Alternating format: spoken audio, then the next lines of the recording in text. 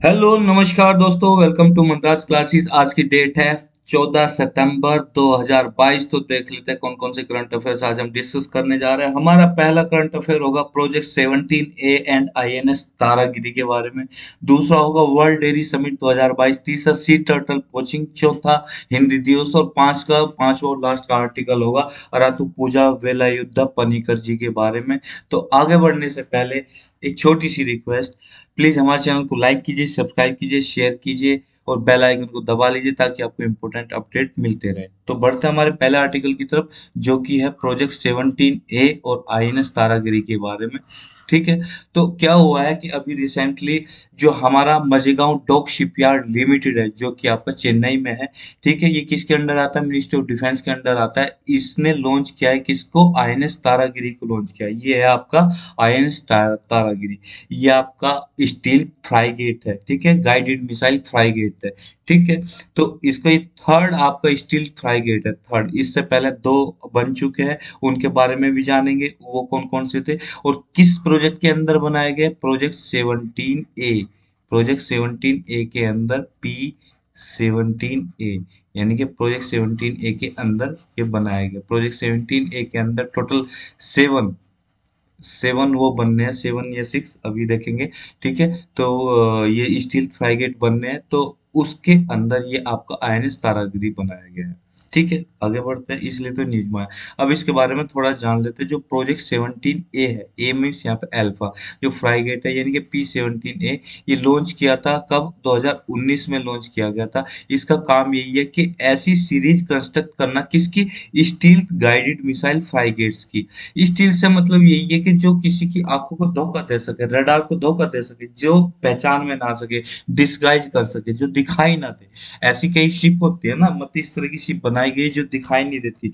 इस तरह से उनकी कोटिंग की गई है, रडार को धोखा दे रहा है। तो ये स्टील फ्राइगेट है, गाइडेड मिसाइल, जो मिसाइल्स को मतलब वो उसके कंट्रोल एंड कमांड करना, गाइड कर सकता है। ठीक है। वो फ्राइगेट है। ठीक है। अभी क्या है, करंटली कंस्ट्रक्ट किया गया है दो कंपनियों के द्वारा। कौन कौन सी? एक तो हमने पढ़ी ली, मझगांव डॉक शिपयार्ड लिमिटेड, और दूसरी है गार्डन रीच शिपयार्ड एंड इंजीज है, GRSE। इन दोनों के द्वारा ये मिलकर बनाया गया है। ठीक है। इस गाइडेड मिसाइल जो फ्राइगेट है, इसमें क्या है, स्पेसिफिक स्टील डिजाइन मतलब यूज किया गया है, यानी कि स्पेशली क्या स्टील से डिजाइन है। मतलब वही मैंने बताया ना कि आपको ये पहचानना थोड़ा मुश्किल है कि आपका जो ये आपके टावर होते हैं, जो आपके रडार होते हैं, उससे पहचानना मुश्किल है। तो इसलिए क्या है, डिस्गाइज कर सकता है दुश्मन देश को। ठीक है। इसमें रडार एब्जॉर्बेंट कोटिंग लगी होती है। ठीक है। इसके ऊपर जो कोटिंग की गई, रडार एब्जॉर्बेंट कोटिंग, यानी कि जो रडार से आपको सिग्नल आएगी, वेव जाएगी, उसको एब्जॉर्ब कर सकता है, उसको वापस नहीं भेजेगा।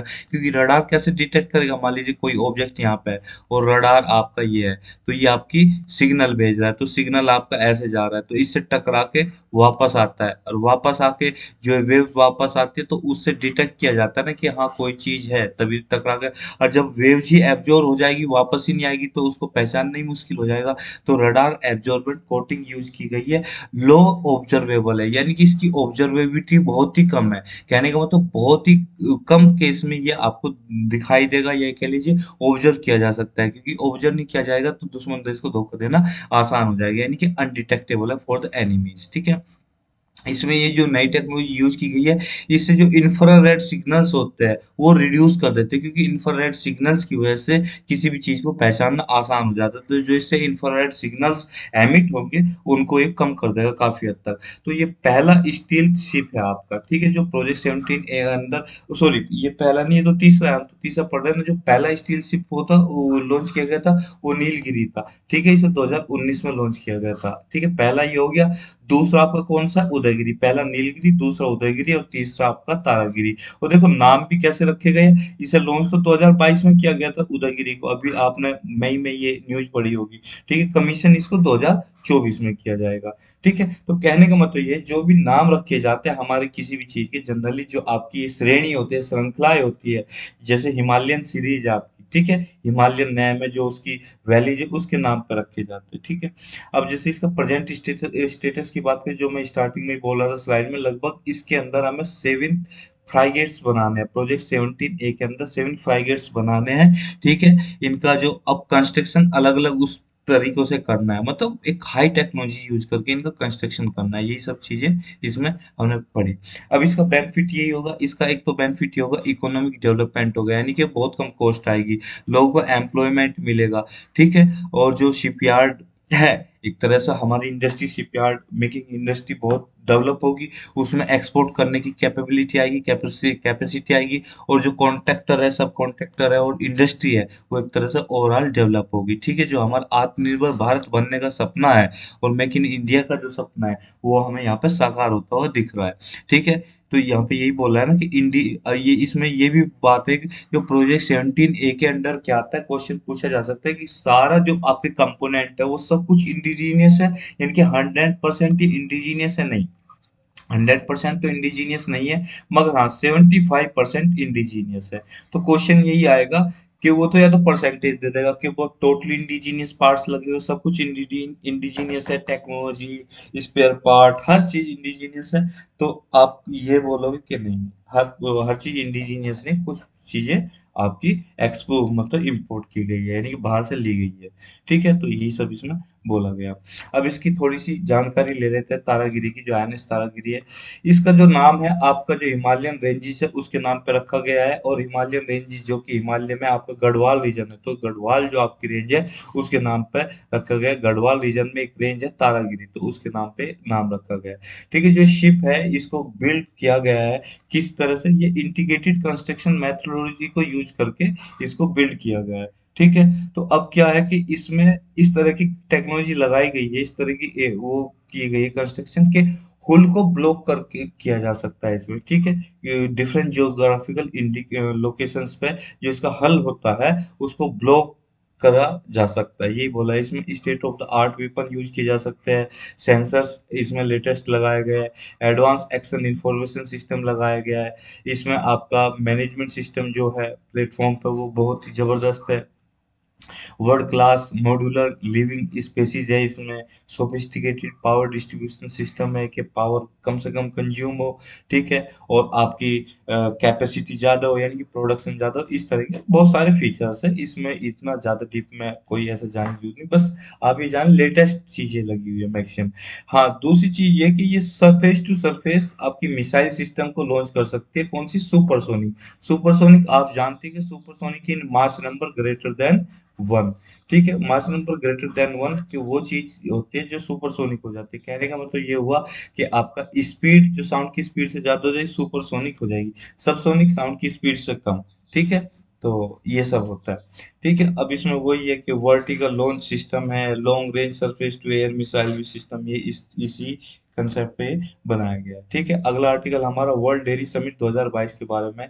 देखिए अभी क्या हुआ है कि प्राइम मिनिस्टर ने जो आपका international dairy federation world dairy summit है 2022 में जो कंडक्ट हो रही है, उसका इनॉग्रेशन किया कहाँ पे, India expo centre and mart, greater Noida में, ठीक है। इसलिए ये न्यूज में आया। अब इसके बारे में थोड़ा जान लेते हैं, जो इंटरनेशनल डेयरी फेडरेशन है, क्योंकि अब यहाँ से नाम से ही पता लग रहा है ना कि इसमें फेडरेशन इन कई सारी कंट्री जो डेयरी फील्ड में मतलब डेयरी सेक्टर में कंट्रीब्यूशन दे रही है अपना, है मिल्क के प्रोडक्शन में, तो वो सब साथ में आई हुई है। तो इसमें क्या है कि बहुत सारे लोग बहुत सारी कंट्री साथ में आती है जो साइंटिफिक और टेक्निकल एक्सपर्टाइज रखती है, और एक दूसरे से वो शेयर करती है। अगर हम बात करें कुछ हिस्ट्री की, 1903 में जो एक्सपर्ट थे, इन्होंने मैकेनिज्म प्रोवाइड की थी कि ऐसा सेक्टर डेवलप करे जो डेयरी सेक्टर है, जिससे कि एक ग्लोबल कंसेंसस बन सके कि इस तरह से पूरे वर्ल्ड को फीड कैसे किया जाएगा। तो हमें एक मैकेनिज्म, एक ऐसा नेटवर्क तैयार करना पड़ेगा, तो इसलिए क्या तैयार किया गया, नेशनल डेयरी फेडरेशन तैयार की गई, ठीक है। और थोड़ा सा इसके बारे में जानते हो आगे बढ़ते हैं। जो वर्ल्ड डेयरी समिट है, international dairy federation world dairy summit है, इसकी एनुअल मीटिंग होनी चाहिए मगर हुई नहीं है, तो आपके डेयरी सेक्टर में, जिससे कि आपका लगभग 150 पार्टिसिपेंट इसमें आए ऑल ओवर द वर्ल्ड। तो इसमें ये बोला गया कि हर साल इसकी मीटिंग होनी चाहिए। जो लास्ट मीटिंग हुई थी वो इंडिया में हुई थी, जो कब हुई थी, 1974 में हुई थी, ठीक है, बहुत पुरानी बात है, ठीक है। इसकी थीम इस बार की है कि dairy for nutrition and livelihood, यानी कि डेयरी हम यूज करें एज ए न्यूट्रिशन देने को जनरेशन को, जो आपकी यंग जनरेशन है, बच्चे हैं, और लोगों को काम भी देने को। ये आपका दो तरह से काम कर सकता है कि न्यूट्रिशन प्रोवाइड करेगी और आपका ये लोगों को रोजगार भी देगी, जिससे कि लोगों की इनकम सोर्सेज बढ़ जाएंगे। तो यही इसमें बोला है। ठीक है।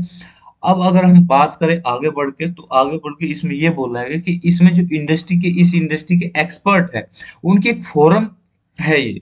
ठीक है। जो कि नॉलेज रखते हैं और उनके पास एकदम इनोवेटिव आइडियाज है। उन इनोवेटिव आइडियाज को, नॉलेज का यूज करके हम इस डेयरी सेक्टर को वर्ल्ड क्लास लेवल बना सकते हैं, इसे न्यूरिश कर सकते हैं पूरे वर्ल्ड को। इन चीजों का कंट्रीब्यूशन अगर सब आदमी, सब कंट्री कंट्रीब्यूशन करे अपना, ठीक है, इसको सेफ और सस्टेनेबल बनाया जा सकता है डेयरिंग सेक्टर को। यही बोला है। इस अपॉर्चुनिटी को एनकैश करना है तो हमें नॉलेज को एक्वायर करना पड़ेगा, रिसर्च करनी पड़ेगी, उस पर पैसा खर्च करना पड़ेगा, और कोलेब्रेशन जरूरी है इसमें। यही बोला है कि अगर हम बात करें इंडिया कहाँ स्टैंड करता है डेयरी सेक्टर में, तो हमारे लिए खुशी की बात यह है कि इंडिया जो है वर्ल्ड में फर्स्ट रैंक पर आता है मिल्क प्रोडक्शन में।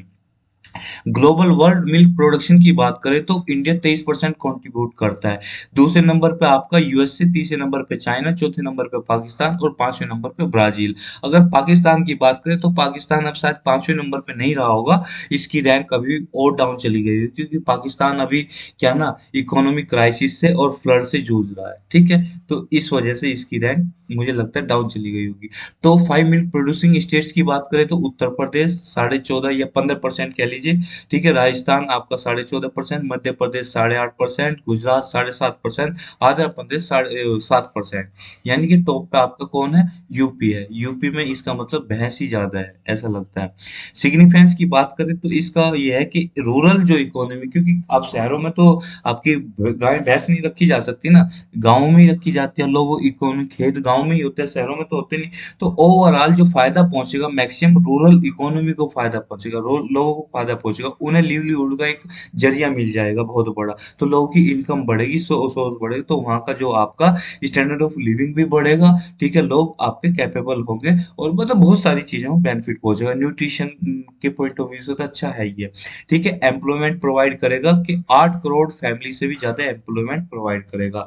तो इसमें और एक बात बोली गई कि लगभग जो इसमें एक तिहाई से ज्यादा मेंबर जो है इसमें, अगर बात करें कोऑपरेटिव की बात करें, जो कोऑपरेटिव खोली हुई है वो वुमेन्स नहीं खोली हुई है। अगर आप डेयरी सेक्टर की बात करें, डेयरी सेक्टर में जितने लोग हैं, दो तरह के लोग हैं, एक तो मेल है और एक फीमेल है। अब टोटल जितने हैं उसके 1/3 से ज्यादा है, यानी ग्रेटर देन 1/3। ठीक है। उसमें तो आपकी वुमेन ही है, औरतें ही है। ठीक है। तो अब इन औरतों ने ही कहिए कि डेयरी सेक्टर को संभाला हुआ है मेनली।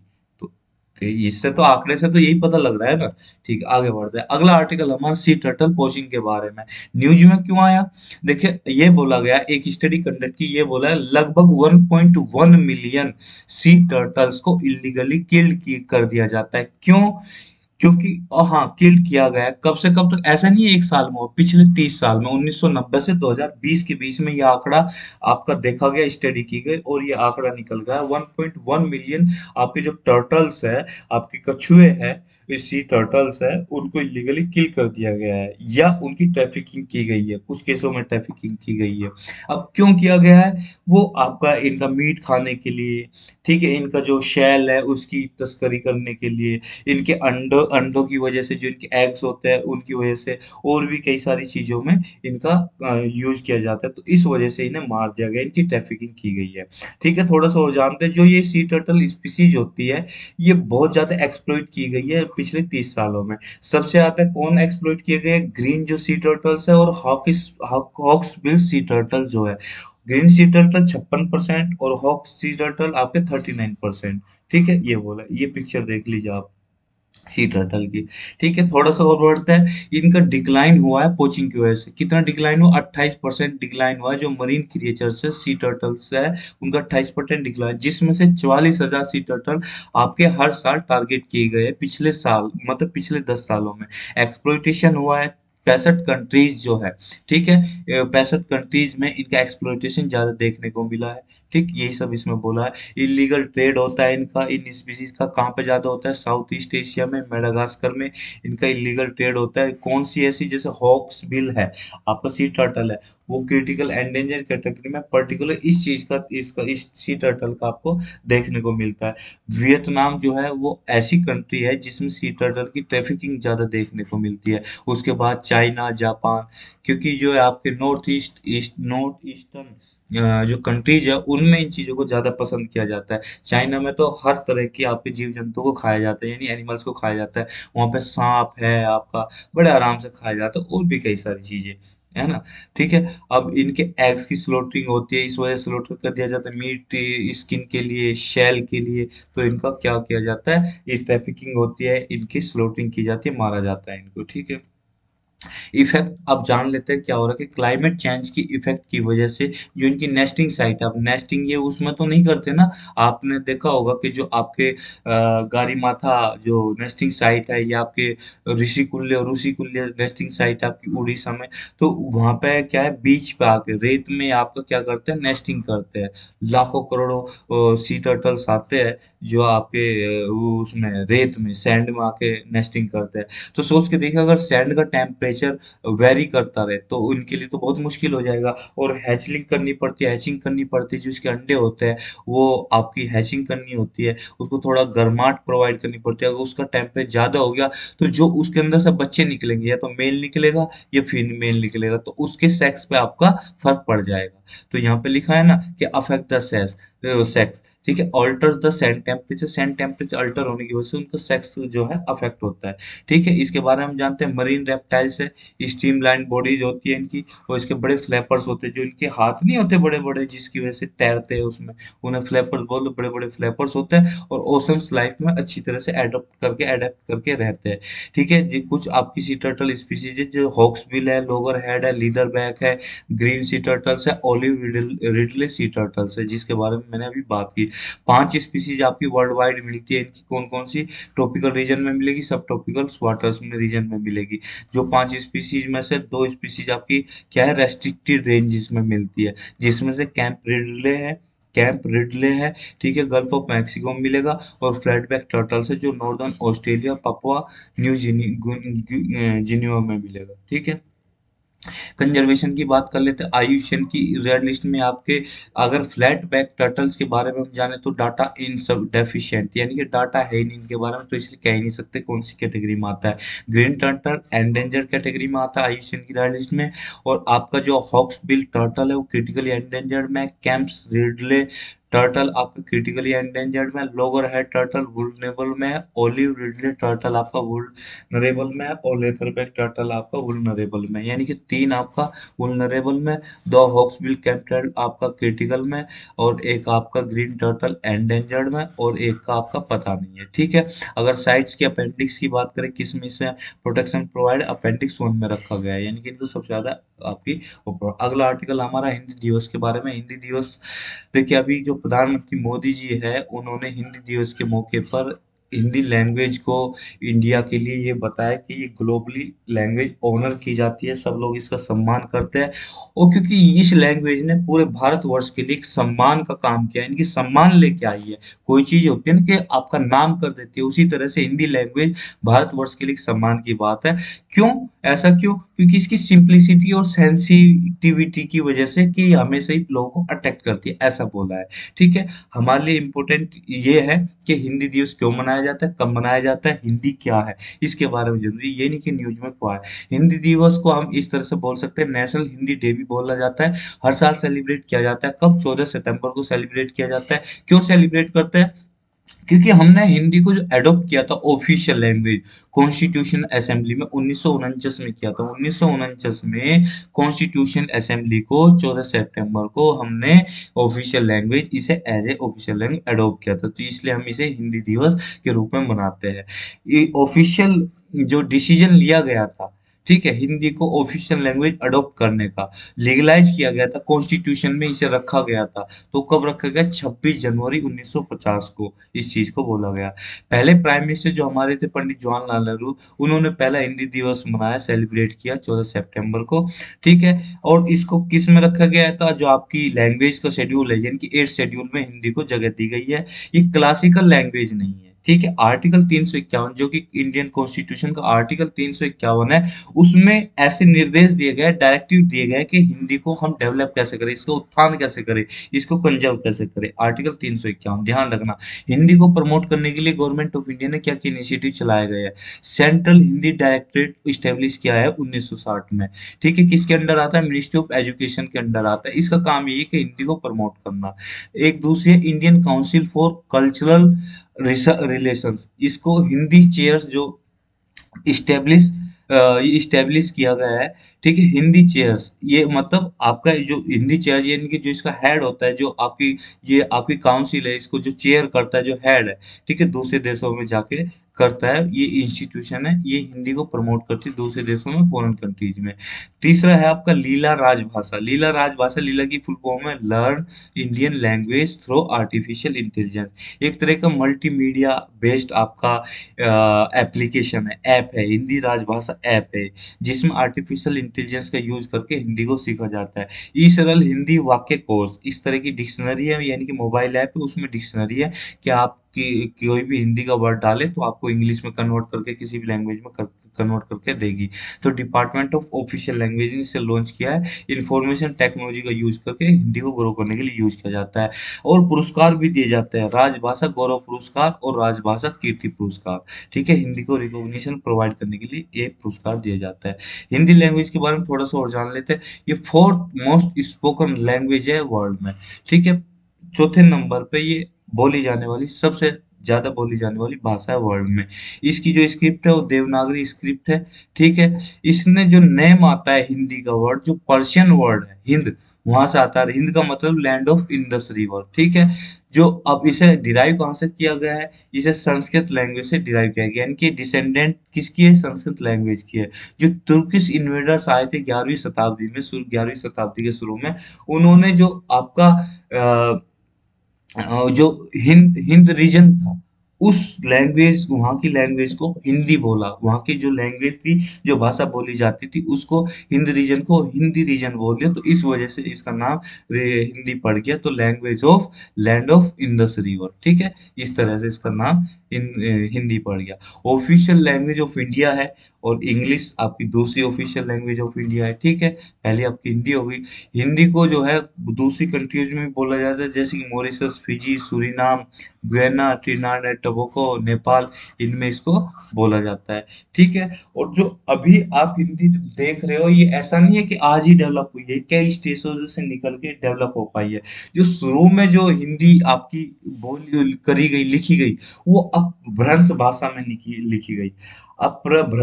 भ्रमसा बोल सकते हो इंग्लिश में, मगर हिंदी में बोला जाता है अपभ्रंश। अपू अपू, इसमें रह नहीं आएगा यहाँ पर, इसे ऐसे मिटो दीजिए, इसे अपभ्रंश। ठीक है, भ्रंश। ठीक है, अपभ्रंश में लिखा गया। ठीक है, टूटी फूटी कह सकते हो, टूटी फूटी भाषा। ठीक है, 400 एडी पहले, यानी जो कालिदास थे, उन्होंने अपना रोमांटिक जो प्ले लिखा था, विक्रमोर्वशीयम। ठीक है, विक्रम और उर्वशी का, विक्रमादित्य और उर्वशी का प्रेम प्रेम लाप जो लिखा था, तो उसे अपभ्रंश भाषा में ही लिखा था। और जो अभी मॉडर्न जो लिखा जाता है देवनागरी स्क्रिप्ट है, वो एग्जिस्टेंस में कब आई? 11वीं शताब्दी में आई। ठीक है, तो ये हमने जाना हिंदी के बारे में। अगला आर्टिकल हमारा अरतु पूजा वेला युद्ध पणिकर जी के बारे में। देखिए, अभी क्या है, एक मलयालम फिल्म है, पंथोन पथम नोटंडू। ठीक है, इसका मतलब 19th सेंचुरी। ठीक है, ये मलयालम फिल्म है। ये आपकी किसकी लाइफ पे बेस्ड है? ये एवीपी, एवीपी मतलब अरत्तुपूजा वेलायुद्धम पनिकर, हम इसे शॉर्ट फॉर्म में एवीपी बोलेंगे, आगे पूरा नाम नहीं लेंगे। ये क्या थे? सोशल रिफॉर्मर है, ठीक है, और एजावा कम्युनिटी से बिलोंग करता है। और एजावा कम्युनिटी कहाँ पे है? आपकी केरला में बिलोंग करती है एजावा कम्युनिटी। ये किस टाइम के आपके वो है सोशल रिफॉर्मर? 19th सेंचुरी के सोशल रिफॉर्मर है। अब ठीक है, इनके बारे में जान लेते हैं, एवीपी जी के बारे में बात जान लेते हैं, एवीपी के बारे में जानते हैं। ये आपके मोस्ट इन्फ्लुएंशियल फिगर है आपकी किसके? रिफॉर्मेशन मूवमेंट की। इन्होंने रिफॉर्मेशन मूवमेंट चलाया। ये आपके जो वुमेन्स थी उस टाइम पे, उसके अधिकारों के लिए बहुत लड़ाई लड़ी इन्होंने, है ना। पूरी जो डोगमा था अपर कास्ट की, जो आपकी डोमिनेंस थी, हेजमनी थी, उसको चैलेंज किया इन्होंने। जो स्वर्णकार थे, स्वर्ण कास्ट थी, अपर कास्ट थी, या स्वर्णकार बोल दीजिए, उनको चैलेंज किया, उनकी कुरीतियों को चैलेंज किया, उनकी एक्टिविटीज को इन्होंने चैलेंज किया। और जो लोअर कास्ट थी उनके अधिकारों के लिए लड़े, खासकर वुमेन्स के लिए लड़े। ये brought the changes into the live of the both man and the women, ठीक है। ये सब इसमें बताया गया। अब इनके कंट्रीब्यूशन के बारे में जान लेते हो। अब कुछ कुछ कंट्रीब्यूशन जैसे कि अचिपूडवा समरम स्ट्राइक। इसमें क्या है कि जो औरतें घुटने से ऊपर गारमेंट्स पहनती थी, उन्हें नीचे तक पहनने की अनुमति नहीं थी, तो उनके लिए इन्होंने उनके राइट के लिए, अधिकार के लिए लड़ाई लड़ी।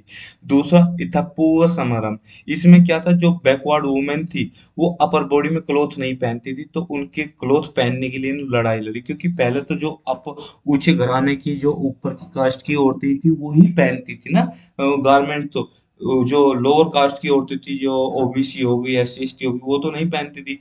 वो तो बस हल्का सा कपड़ा ही बांधती थी अपर में और लोअर में, आपने मूवीज में भी देखा होगा। तो उनको पहनने की अनुमति के लिए, मतलब उनको, क्योंकि अब वो पहनेगी तो उन्हें तो इजाजत ही नहीं देगा ना अपर कास्ट वाले, तो इस वजह से उन्होंने लड़ाई लड़ी। फिर मुकुति समारंभ। इसमें क्या है? जो लोअर कास्ट है वो नाक में रिंग पहन सके, ठीक है, और दूसरे गोल्ड के ऑर्नामेंट पहन सके, जो कि अधिकार सिर्फ अपर कास्ट की औरतों को ही था, उनके लिए लड़े।